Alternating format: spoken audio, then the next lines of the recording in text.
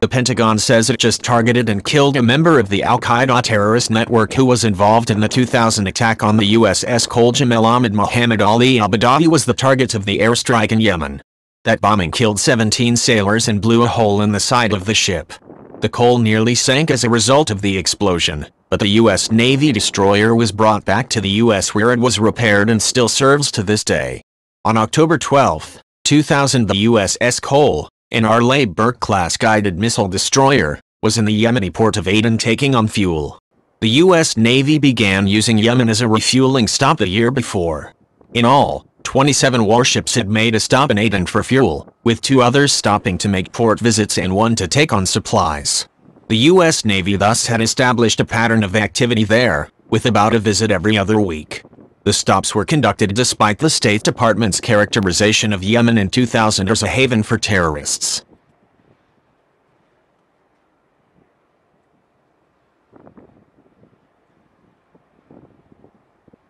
At approximately 11:18 local time that day, a Zodiac-style boat filled with several hundred pounds of high explosives and manned by 2 suicide bombers approached the Cole and detonated the explosives next to the hull.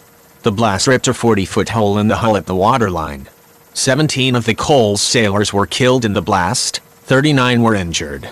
Despite the damage to the ship and the dangerous security situation, the Cole's commander and crew managed to treat the wounded and stabilize the ship to prevent it from sinking.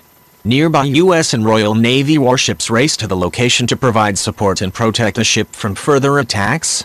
On October 29, 2000, the heavy-lift vessel MV Blue Marlin aided the Cole aboard for the trip back to the Huntington Ingalls Industries shipyard at Pascagoula, Mississippi. There, FBI bomb technicians and agents inspected the hull to analyze the damage.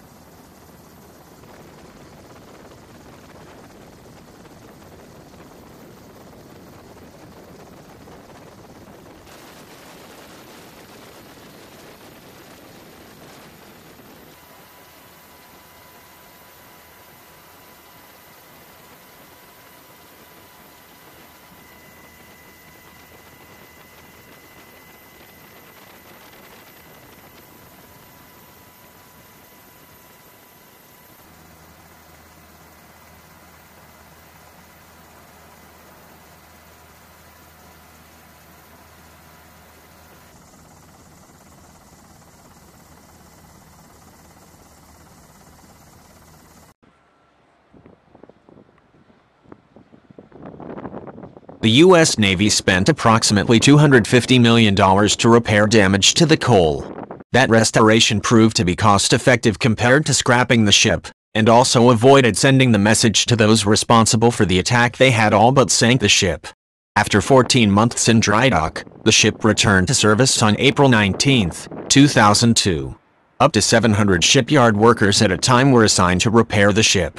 In the late 2000s, the Cole received upgrades to her Aegis combat system, allowing it to participate in the ballistic missile defense mission.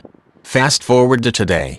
According to CNN, the airstrike that killed Jamel Ahmed Mohammed Ali Al-Badawi was a joint U.S. military and intelligence operation. Al-Badawi was reportedly driving alone in a vehicle at the time, and initial reports state that there was no one else killed in the operation. This suggests that Al-Badawi was under surveillance for a long period of time. The intelligence community likely used round-the-clock rotations of armed drones to keep him under observation, waiting for an opportunity to strike without civilian casualties.